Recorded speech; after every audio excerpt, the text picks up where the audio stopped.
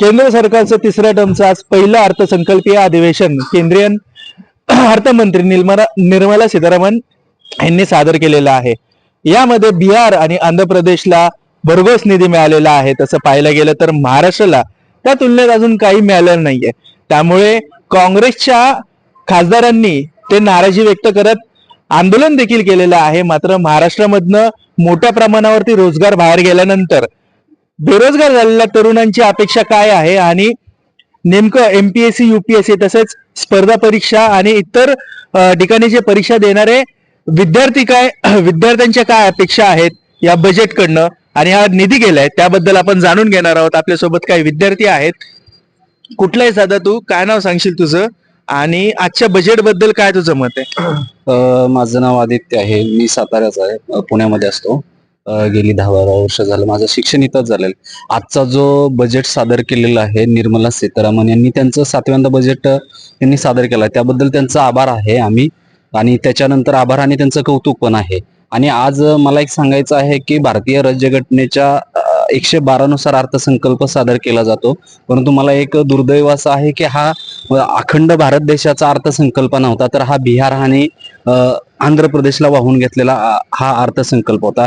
याच्यामध्ये महाराष्ट्रासाठी काही सुद्धा भेटलेलं नाहीये. महाराष्ट्राला भेटला असेल तर तो नुसता भोपळा भेटलेला आहे. आज ज्या पद्धतीनं चंद्रबाबू असतील किंवा नितीश कुमार असतील, ह्या दोन बाबूंनी ज्या पद्धतीनं स्वतःच्या राज्यासाठी जसा निधी आपलं जे बार्गेनिंग पॉवर आहे त्यांनी जी वाढवून सत्ता टिकवण्यासाठी मोदींनी त्यांना जे काय गोड फळ दिलेलं आहे, यामध्ये महाराष्ट्रातील नेते कमीच पडलेले आहेत.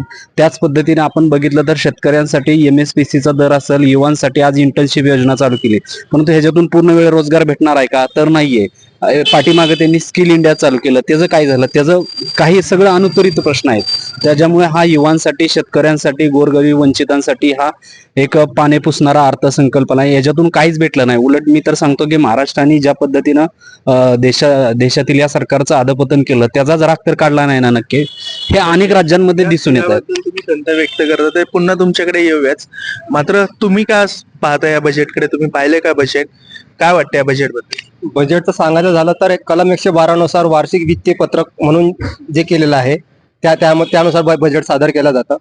तर सर्वसाधारण विचार केला झाला तर जवळपास पंतप्रधान नरेंद्र मोदी साहेबांच्या नेतृत्वामध्ये हा बजेट झालेला आहे. तर यामध्ये असं आहे की शिक्षणाचं किती झालेलं आहे, तर हा प्रश्नच आहे. त्याच्यामध्ये कुठल्या त्याच्यामध्ये योजना आलेल्या आहे. तर बऱ्याच गोष्टी जे किंवा काही जे लोक आहेत त्यांना नुसतं शिक्षण घेऊनही काय आहे, त्यांनी वेगवेगळ्या पॉलिसी आणल्या, नुसतं शिक्षण घ्यायचं काय, त्याचा उपयोग किती होणार, त्याचा समाजामध्ये वापर काय, जॉब किती आहे, रोजगार किती आहे, याचा कोणी इव्हॅल्युएशन नाहीच आहे. त्याचा परफॉर्मन्स काय आहे, तुमचं त्या बजेटमध्ये जे काही तुमचं आज बजेट निर्माण झाला म्हणजे काल 1-2 दिवसाआधी त्यांनी सर्वे केला असेल, त्याचं विश्लेषणानुसार तुमचं बजेट आहे का, याचा जर विचार केला तर तसं तिथं आढळतच नाहीये. म्हणजे त्यामध्ये नुसतं शिक्षण शिक्षण शिक्षण हे काय, त्यामध्ये विचार केला तर पूर्ण भारतामध्ये 28 राज्य आणि 8 युनियन टेरिटरीज आहे, म्हणजे केंद्रशासित प्रदेश आहे. तर विचार केला तर 2च राज्यांना एवढा भरघोस बजेट दिलेला आहे, तो की बिहार आणि केंद्रशासित जो एक आपला आंध्र प्रदेश.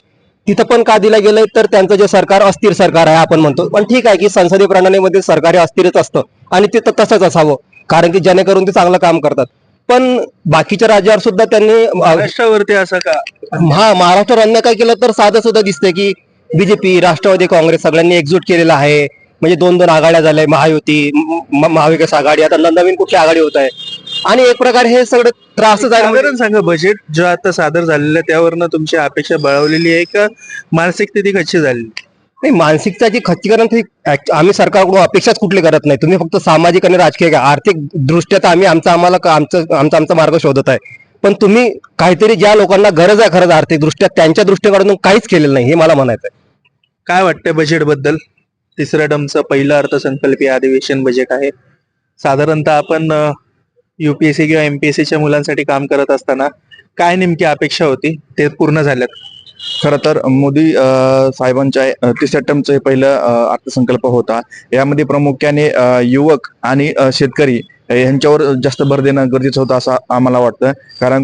कारण का जर बघायला गेलं तर आपल्या देशामध्ये युवकांचा देश म्हणून अख्ख्या जगात ओळख आहे. या युवकांवर उपाययोजना करणं, काम करणं, त्यांना विविध सवलती देणं हे गरजेचं आहे. आणि आपला कृषी प्रधान देश म्हणून ओळखला जातो. तर कृषीच्या रिलेटेड पण खूप काही गोष्टी यांनी तिथं देणं गरजेचं होत्या, सूट देणं गरजेचं होतं, विविध हमी भाव देणं गरजेचं होतं. परंतु यांनी स्वस्त काय केलं, फोन, चार्जर, इलेक्ट्रिकल बाईक, सोनं वगैरे. मग हे स्वस्त केलं तर मग शेतकऱ्यांच्या गोष्टीला कुठेतरी हमी भाव देणं गरजेचं आहे ना. तुम्ही मग धनदानक्यांचं सरकार आहे का? मग सर्वसामान्यांचं तुम्हाला काय देणं घेणं नाही का, असा प्रश्न पडतो. खऱ्या अर्थानं आज जर सरकारला, केंद्र सरकारला काम करायची गरज असेल तर ते युवकांवर आणि शेतकऱ्यांवर आहे. तरच देश कुठेतरी संपन्न होईल. महासत्ता आपण कोणी स्वप्नच बघतो. जर देश महासत्ता करायचा असेल तर तुम्हाला सगळ्यात जास्त ताकद ही शेतकऱ्यांना आणि युवकांना देणं अपेक्षित आहे. काय वाटतं साधारण या बजेट बद्दल एक एक प्रतिक्रिया सध्या घेतलं, विद्यार्थी म्हणून काय अपेक्षा? आता तर मी तर म्हणून आता सगळ्यांनी, बऱ्याचशा विद्यार्थ्यांनी आणि सहकाऱ्यांनी त्यांची भूमिका मांडली. खरं तर हा अर्थसंकल्प भाजप शासित आहे आणि त्यांच्या सरकारचा आहे. पहिलं तर सांगेल मी, गेली 10 वर्षे त्यांची देशामध्ये सत्ता आहे भाजपच्या पुढाऱ्यांची किंवा भाजपच्या पक्षाची. मात्र महाराष्ट्र राज्याला कायम डावलण्याचा प्रयत्न त्यांनी केलेला आहे. आज आपण पाहिलं, इतर राज्यांना दिलं त्याबद्दल आमचं दुमत काही नाही, त्याचं तुम्हाला लक लाभ किंवा आम्ही त्याचं अभिनंदन करतो. मात्र महाराष्ट्राला तुम्ही वारंवार का डावलता? महाराष्ट्रात आज एवढी प्रचंड बेरोजगारी आहे, महाराष्ट्रातल्या शेतकऱ्यांचे प्रश्न आहेत, महाराष्ट्रात डेव्हलपमेंटचे प्रश्न आहेत. तुम्ही अजून देखील महाराष्ट्राला कुठलं बळकट खातं कॅबिनेटचं दिलेलं नाही. तुम्ही राज्यमंत्री देता आणि महाराष्ट्राच्या तोंडाला पानं पुसता. बरं, एवढं सारं करताना देखील तुम्ही आज महाराष्ट्राला कुठल्याही ठोस भूमिकेत किंवा चांगल्या अशा स्वरूपाचा अधिकार महाराष्ट्राला किंवा बजेटमध्ये कुठलंही पारडं तुम्ही महाराष्ट्राला काही दिलेलं नाही.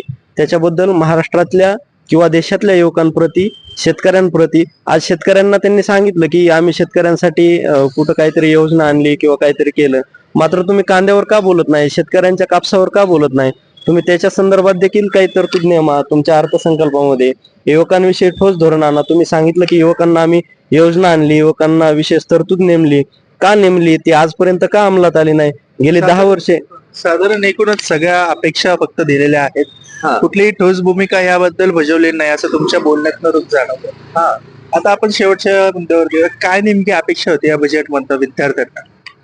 विद्यार्थ्यांना ही अपेक्षा होती की साहजिकच आहे की विद्यार्थ्यांना या सर्व गोष्टी माहिती असतात. खास करून UPSC MPSCच्या विद्यार्थ्यांना आणि स्पर्धा परीक्षेच्या विद्यार्थ्यांना यामधलं सर्व कळत असते की इंडियन इन्स्टिट्यूट आर्टिकल, जे कॉन्स्टिट्यूशन आर्टिकल 112 नुसार जे वार्षिक वित्तीय जे अॅन्युअल फायनान्स बजेट जे मानले जाते, त्याच्यामध्ये बऱ्याच महाराष्ट्राच्या विद्यार्थ्यांना, खास करून आज महाराष्ट्रातले जे उद्योगधंदे आहे, आज मॅन्युफॅक्चरिंग युनिट आहे, जे कॉस्मेटॉलॉजीच्या पासून तर ऍडव्हान्स लेवल पर्यंत, मॅन्युफॅक्चरिंग युनिट पर्यंत, या सर्व गोष्टीचे महाराष्ट्राच्या तोंडाला नेहमी पानं पोचण्याचं काम सध्याचा या अर्थसंकल्पानं केलं आहे. परंतु आपण एक गोष्ट लक्षात घेतलं पाहिजे, हे सलग भाजपचं 2 वेळा बहुमत असताना आणि तिसऱ्या वेळेस बहुमत नसताना युतीचं सरकार आहे आणि त्यामध्ये त्यांचा हा पहिला अर्थसंकल्प, म्हणजे तिसऱ्या टर्मचा हा पहिला अर्थसंकल्प आहे. आज महाराष्ट्रामध्ये जर आपण विचार केला, स्पर्धा परीक्षेच्या क्षेत्रातून, दृष्टिकोनातून विचार केला, तर आज TCS आणि IBPS जे एक्झाम कंडक्ट करते, म्हणजे जे वेगवेगळ्या डिपार्टमेंटचे एक्झाम आहे आणि ज्यांनी TCS ला दिलेले आहे, ते 900 ते 1000 रुपये फीज, एका डिपार्टमेंटची 1000 रुपये फीज झालेली आहे. आणि जर आपण अदर स्टेटमध्ये याचा विचार केला तर त्याची फीज 100 रुपयापासून आहे. राजस्थान सारखा पॅटर्न तर आपल्याला सर्वांना परिचित आहे की त्यामध्ये 100 रुपयाचं एक कार्ड काढल्यानंतर, आय थिंक 200-300 रुपयाचं एक कार्ड काढल्यानंतर ते सगळ्या एक्झामला कामी येतं. तसं महाराष्ट्रामध्ये काय इम्प्लिमेंट होत नाही. नुसतंच सरकारनं म्हणायचं आज यावेळेस तुम्हाला 2 लाख नोकऱ्या, 3 लाख. मोठा टॅक्स पेयर आहे राज्यांमध्ये, इतर राज्यांमध्ये. आणि पाहायला गेलं तर महाराष्ट्राची आतापर्यंतची केलेले उद्योगधंदे त्याबद्दल कुठेही फोकस झालेला नाहीये. इंडस्ट्रियल एरियाबद्दल काही फोकस झालेला नाहीये. फक्त बजेट दिलं गेलेलं आहे ते आंध्र आणि बिहार, त्याबद्दल तुम्हाला काय? निश्चितच ज्या वेळेसपासून हे भाजप सरकार या महाराष्ट्रामध्ये, या केंद्रामध्ये आलेलं आहे, त्यावेळेसपासून महाराष्ट्राला नियमित दुय्यम दर्जा देण्याचं काम सध्या चालू आहे. आम्ही सध्या करंट अफेअर मध्ये वाचताना जे लॉजिस्टिक पार्क्स नावाची गोष्ट आम्ही करंट अफेअर मध्ये वाचतो, जे वेदेल सारखा प्रकल्प असेल, म्हणजे वेदांता प्रायव्हेट लिमिटेड सारखा प्रकल्प महाराष्ट्रामधून गुजरातमध्ये जाते, फॉक्सकॉन सारखा प्रकल्प महाराष्ट्रामधून गुजरातमध्ये जाते.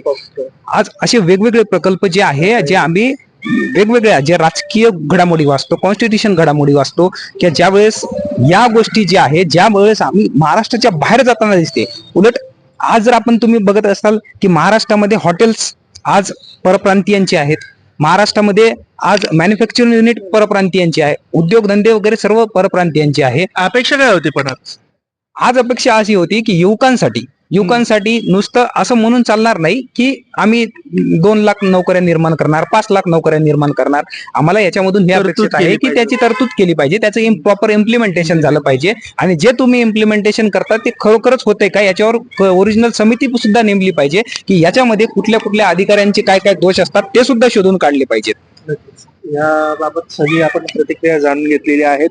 आपल्यासोबत काही विद्यार्थी होते आणि या अर्थसंकल्पीय अधिवेशनाला प्रामुख्याने प्रकर्षाने जाणवत असलेला मुद्दा म्हणजे बेरोजगारी होता, जो तरुणांमध्ये महाराष्ट्रामध्ये मोठ्या प्रमाणात जाणवत होता. कारण महाराष्ट्रामधनं 4 मोठे प्रकल्प पाहायला गेले तर ते गुजरात किंवा इतर राज्यांमध्ये हलवण्यात आले होते. त्यामुळे मोठी नाराजी ही तरुणांमध्ये होती, मोठ्या प्रमाणावरती बेरोजगारी देखील तरुणांची होती. तसंच पेपर फुटी प्रकरण असेल किंवा एमपीएससी मध्ये झालेले घोटाळे असतील, या संदर्भात देखील तरुणांनी अनेकदा आपली खंत व्यक्त केली होती. मात्र त्या पार्श्वभूमीवरती कोणत्याही प्रकारची तरतूद आजच्या अर्थसंकल्पामधनं आपल्याला केली गेलेली दिसली नाही. त्यामुळे हा मोठा मनस्ताप तरुणांनी व्यक्त केलेला आपल्याला पाहायला मिळत आहे. पुण्याहून मी आदित्य भवार, महाराष्ट्र टाइम्स ऑनलाईन.